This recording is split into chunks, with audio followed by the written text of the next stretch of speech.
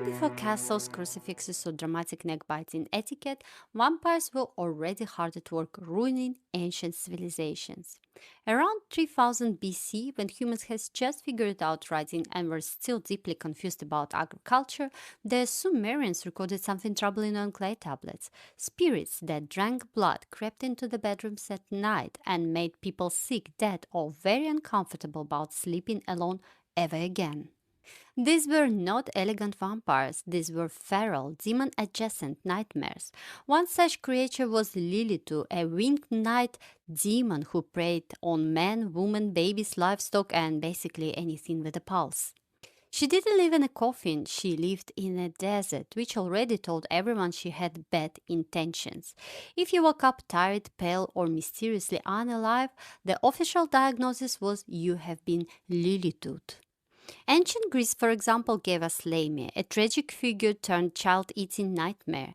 She stalked the night, drained life, terrified parents, and single handedly ensured that Greek children slept with the lights on for several centuries. Then there was Empusa, a shape-shifting demon working for Hecate, who seduced men first and ate them later, proving that vampires have always understood marketing funnels. Meanwhile, in Rome, things took a fiery turn with the Strix, screeching bird-like creatures that attacked infants and drank human blood. Imagine an oval but evil, unemployed, and deeply invested in your misery. Romans took one look at that and said, "Oh yes, this is a sign of death." But in Etruria, it is where things get really interesting. Meet Wanth, winged torch-carrying, scroll-holding guide of souls. Not a blood drinker, not a predator, but a stylish psychopomp escorted the dead across the border between life and the underworld. Calm, professional. But here is the fun part. In some translations and interpretations, Vanth quietly morphs into Vamp. Yes, that vamp. And like any successful concept, it moved from the Etruscans to the Romans and immediately found a marketing genius who made it eternal. The Romans picked it up, rebranded it, added some blood, removed the torch, slapped on wings or fangs depending on budget, and voila! The idea spread, gained popularity, and survived all the way to our Netflix series. Banff didn't hunt the living, but she walked the dead, touched immortality, and existed forever in the liminal space vampires would later rent, renovate, and over-decorate with velvet. So who was Vanth, really? We can only speculate. Perhaps she was a figment of the ancient Etruscans' imagination, or perhaps the very one who may show the way to immortality. So these ancient beings weren't vampires as we know them today. They didn't sparkle, they didn't brood romantically, they didn't ask permission. But they all carried the same core ingredients: fear of the night, anxiety about death, the idea that life could be drained, and the deeply unsettling suspicion that dying wasn't the end.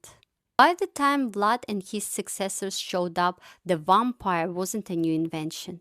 It was an ancient franchise passed down through myths, languages, cultures, and boosted by excellent branding. From Lamia to Empusa, from Strix to Lilith, from Vanth to Vamp, the vampire myth didn't begin with medieval superstition. It began when humanity first looked into the dark and thought, what if that thing out there is still hungry? The year was 1724, and the good people of medieval Europe were minding their own businesses, farming badly, dying of minor infections, and blaming everything on demons, when someone decided to write down the worst neighborhood complaint in history.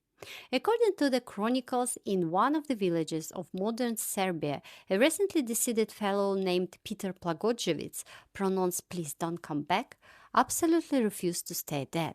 Villagers swore he was sneaking out of his grave at night, visiting relatives, and draining the life out of them like a supernatural subscription service no one asked for. Victims were pale, weak, and whispering things like, "It was Peter, again." Naturally, the villagers responded with calm, rational thinking by digging up his grave. What they found was deeply upsetting. The body looked fresh. No rot, no decay, just a suspicious amount of blood around the mouth, as if Peter had been snaking after death.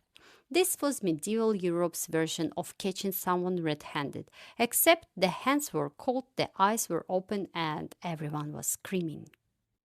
Panicked officials officially labeled him instead of Peter Blagojevich, Vamp the Vampire, thereby inventing centuries of fear, folklore, and an entire genre of awkward Halloween costumes. To solve the problem, they did what any responsible united community would do: stake his heart, decapitate his head, and burn the body, just in case. And that, according to history, is how the vampire entered the written record, not with a cape or charm, but with a corpse, one that looked lively and several times healthier than all the villagers put together, which was a blatant injustice in an age when people died with alarming ease over the most trivial things. By the late Middle Ages, Europe had compiled a remarkable record of individuals who were unquestionably vampires. Vlad Tepes, Elizabeth Bathory, and Eleonora Krumlova of the old Bohemian records appear again and again in these chronicles like recurring nightmares, footnoted by monks who insisted they were merely recording facts while sharpening stakes. Vlad was first. He made the fatal error of ruling with such enthusiasm that death itself seemed reluctant to collect him. If you impaled enough people, their logic went, surely you must be feeding on something unnatural. The church nodded gravely and took notes. Then came Elizabeth, whose crime beyond being terrifyingly wealthy and inconveniently independent was longevity. Servant girls vanished, witnesses contradicted themselves, and someone helpfully produced a notebook claiming she had murdered 600 young women. No one asked why a household capable of hiding 600 bodies had somehow failed to hide a single ledger. Eleanora followed, less famous but not less useful, pale, reclusive, and prone to surviving plagues that wiped out entire villages. She was exactly the sort of woman medieval Europe found deeply suspicious. Those was most famous victims of what later historians politely call vampire hysteria, and less politely an extremely efficient business model. At first, the church focused on peasants, cheap steaks, modest feasts, a chicken or two for the exorcism. But peasants tragically did not own castles, so the hunt evolved. Soon, inquisitors arrived not with crosses alone, but with royal wreaths and pre-negotiated inheritance clauses. Kings ever practical dispatched church officials to investigate inconvenient nobles. Proofs were flexible: a corpse that bled when stabbed, a mirror that refused cooperation, a witness who remembered something different after a night in the dungeon. Once declared a vampire, the accused rarely enjoyed the satisfaction of defense. Their lands were confiscated for safekeeping, their treasures absorbed to found purification, and their family line neatly extinguished spiritually and financially. Evil was defeated. Naturally, none of this ecclesiastic enthusiasm came cheap. Once a relative was suspected of vampirism, the family was presented with a bill, so detailed it bordered on poetry. There were fees for the investigation, fees for the prayer, fees for the second prayer, and a special surcharge for post-mortem uncertainty. Exhumation, it turned out, was priced by the hour. Families paid promptly. The alternative was far more expensive. In Bohemia, practicality quickly evolved into creativity. Since the church charged extra every time a corpse was found to be inconclusively dead, families took preventative measures. The goal was simple: if the body did rise, it should do so briefly, noisily, and preferably only once. Thus the padlock, heavy iron and unkind to the spine, it was affixed to the feet with a sincere hope that any revenant would find locomotion discouraging. Contemporary records describe this as a symbolic restraint, though the symbolism appears to have weighed approximately 12 kilograms. More elegant was the sabre technique. A blade placed carefully around the neck ensured that any attempt at resurrection would be met with immediate self-correction. Should the corpse sit up, the problem would resolve itself. Some families combined methods: stone on the chest, lock on the feet, iron through the mouth to prevent biting, and a blade at the throat to prevent ambition. These were not acts of cruelty, as the records insist, but of love, concern, and a deep desire to avoid further paperwork. Sometimes they would put garlic into the mouth along with the coin. The coin, by the way, was never an anti vampire device. Back then, it was issued to everyone so the deceased could pay their guide through the purgatory on the other side. Garlic, on the other hand, began its career as an anti parasite remedy. Even then, in Eastern Europe, it was widely used against worms in the body, and since a vampire is a bloodsucker and a parasite, it stands to reason that garlic might work on him as well.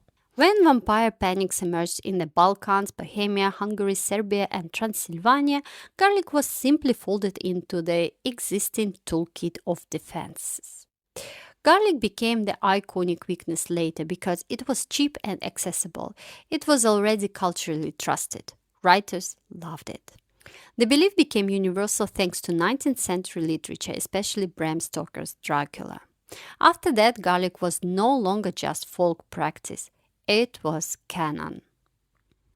Long before Bram Stoker armed the English-speaking world with capes, castles, and an alarming interest in Transylvania, few writers had already looked at the vampire question and decided to make it deeply uncomfortable. Yes, Vurdalak by Alexei Tolstoy was written 20 years after the first official vampire tale by John William Polidori and predates the famous Dracula by nearly 60 years. In fact, the Vurdalak is one of the earliest literary vampire stories in European fiction and draws directly on Slavic folklore, where vampires are not suave aristocrats, as John William Polidori proposed, but family-oriented horrors who return home and ruin everyone's life. The word Vurdalak has deep Slavic folk roots, and its history is more interesting and messier than it looks.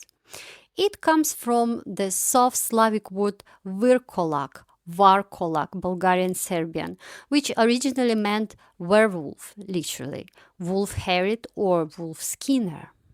This itself derives from vulk, wolf, dlak, dlaka, hair, fur. So the original creature was not a vampire at all, but a werewolf or shapeshifter. So how it became a vampire in Slavic folklore, especially in the Balkans and Eastern Europe? Well, that time the boundaries between werewolves, revenants, and vampires were blurry. A Varkolak could rise from the grave, prey on relatives, drink blood, and in addition spread death and illness. Over time, the word shifted meaning, and by 18th, 19th centuries, Western Europeans encountering Slavic folklore often translated Volkolak, Vurdalak simply as vampire. Why Tolstoy used Vurdalak? Alexei Konstantinovich Tolstoy deliberately chose Vurdalak instead of the more westernized vampire because it sounded older, harsher, and more foreign. His Vurdalak is family-centered, feral, and intimate, very Slavic. In his story, a Vurdalak is a dead family member who returns and destroys the household from within, which aligns perfectly with Balkan folklore. The family of the Vurdalak, written in year 1839 in French. Why French? The official answer is because French was fashionable. This is true, but tragically incomplete. In the 1830s, Russian aristocrats spoke French the way vampires speak politely before feeding, fluently, elegantly, and with no concern for the consequences. French was the language of salons, diplomacy, and respectable horror. If one wished to tell a story about a beloved grandfather returning from the dead to consume his relatives, it was only decent to do so in a language associated with good manners. There was also a strategic advantage. French readers were accustomed to rational philosophy and tasteful terror. Presenting them with a Balkan corpse that obeyed ancient rules and still expected obedience from his children was a subtle act of literary sabotage. So yes, Tolstoy, the Alexei Tolstoy, not Leo Tolstoy, the author of War and Peace and legendary Anna Karenina. Relative? Well, yes, kind of. Alexei Konstantinovich Tolstoy was also born in the nobility and did indeed belong to the broader Tolstoy clan, but he was not a direct descendant or close family member of Leo Tolstoy. However, he introduced a revolutionary idea. The true horror is not the monster, it's the family dinner. His Wurdalak does not storm villages or brood poetically in towers. No. He comes home, he remembers your name, he asks how you've been, and then, with impeccable manners, he eats you. This was radical. Previous folklore had relied on pitchforks, tortures, and villagers who shouted a lot. Tolstoy instead weaponized domestic intimacy, proving that nothing is more terrifying than a loved one who has technically died but still insisting on hugging you. The characters, bless them, possess the survival instincts of decorative furniture. Every ominous sign is carefully ignored. Every bad decision is made with confidence.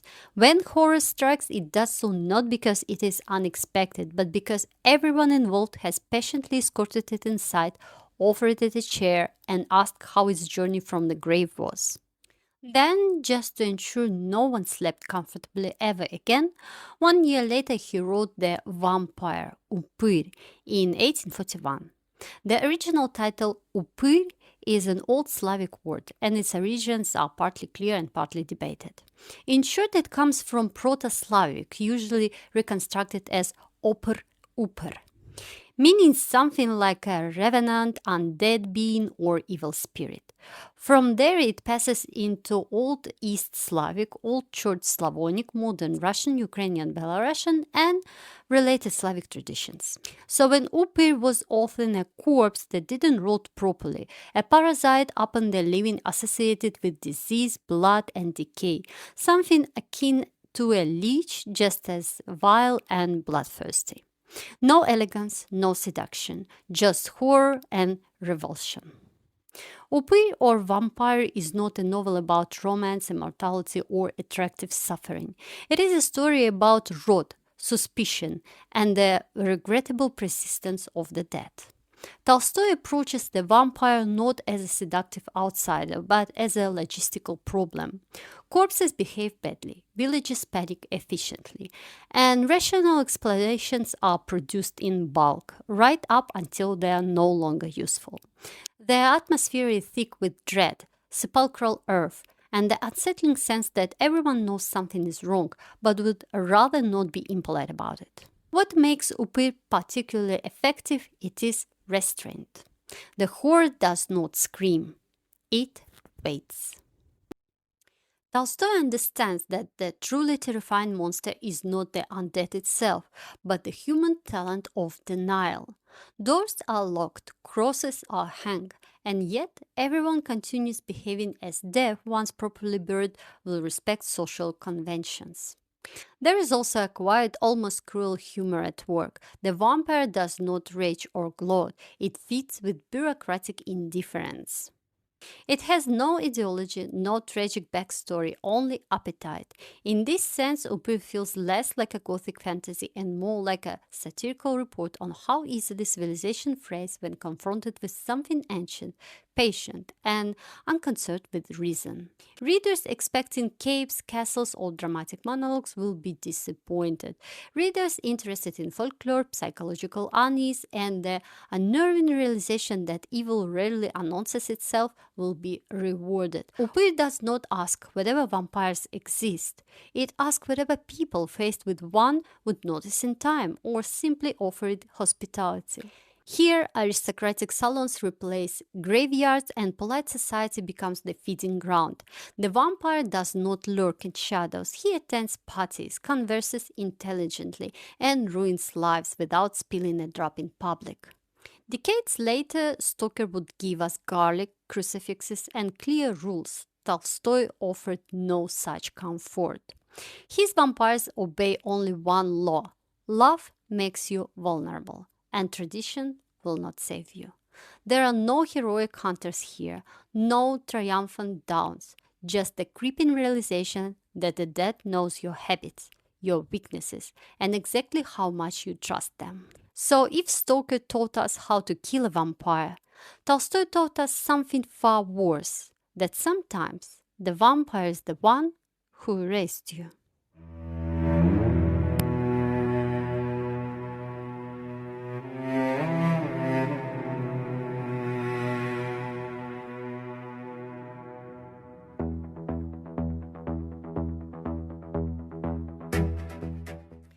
Before you escape into the night like a responsible adult, please consider pressing the like button. It costs you nothing, but allegedly makes the algorithm smile upon me. I do not know how or why, but I'm told this is important. If you are feeling especially charitable, you could also subscribe. This does not bind your soul into cults, summon ancient entities, or obligate you to watch every video, though the algorithm may attempt mild hunting if you don't. And finally, if you possess a thought, an idea, or even a vague suggestion for what the next video should be about, please leave it in the comment. I'm not picky. I'm not proud. I'm actively seeking inspiration and will happily pretend your idea was mine all along. Thank you for watching and see you next time.